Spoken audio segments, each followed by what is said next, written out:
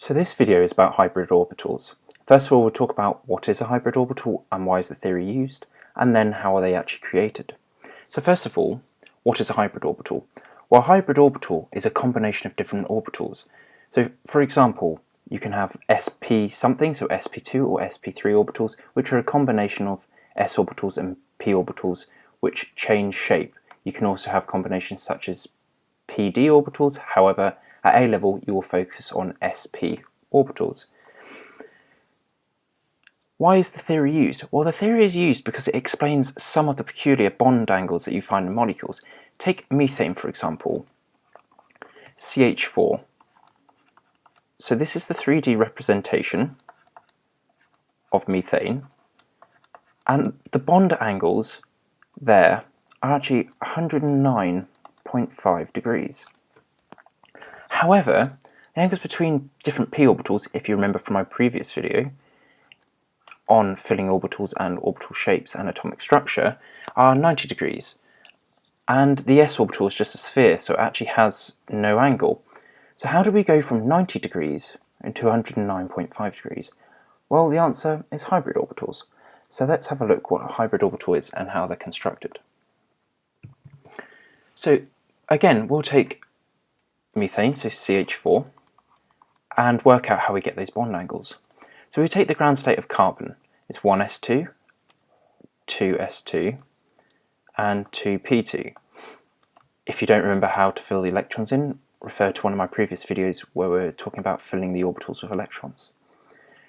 So at the moment, we have the 2s and the 2p. Carbon can only form two bonds, because if you remember how a bond is formed, it's the unpaired valence electrons that can pair up with valence electrons from other atoms to form a bond. Here we only have two unpaired ones. However, CH4 indicates four bonds. Well, what happens is one of the s electrons is excited and promoted to a 2p, a slightly higher energy state. And you now have one unpaired electron in each orbital. However, you may be thinking, well, a chemical system wants the lowest energy state, and now this is a higher energy. Well, that's because when a bond is formed, energy is given out. It's an exothermic process. And here we can only form two bonds. However, here we have four bonds. So the extra energy given out from the extra two bonds outweighs the energy that's taken in to promote this electron.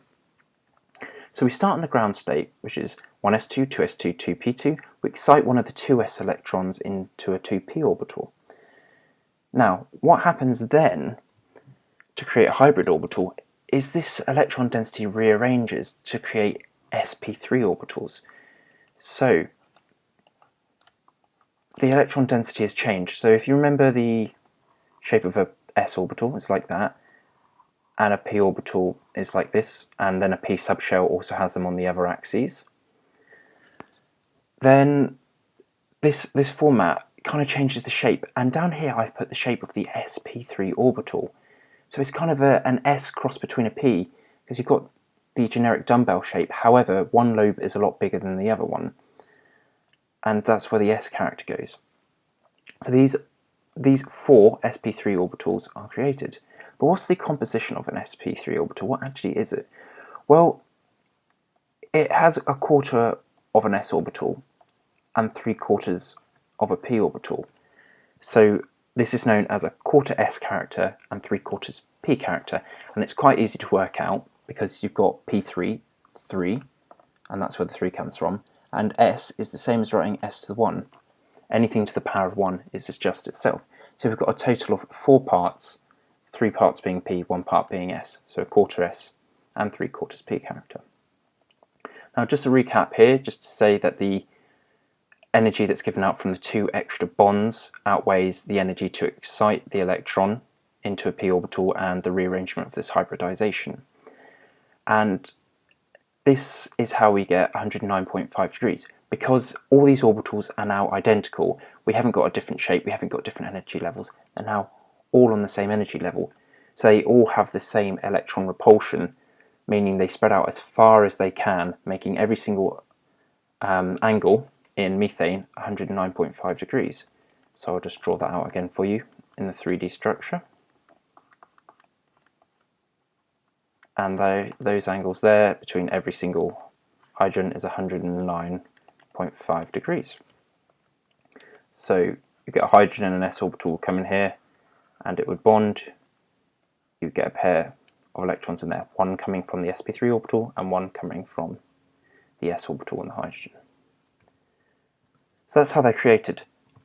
And at A level, you'll also come across sp2 orbitals, which are in alkenes. So the bond angle on an sp2 orbital is 120 degrees, and you'll need to remember that.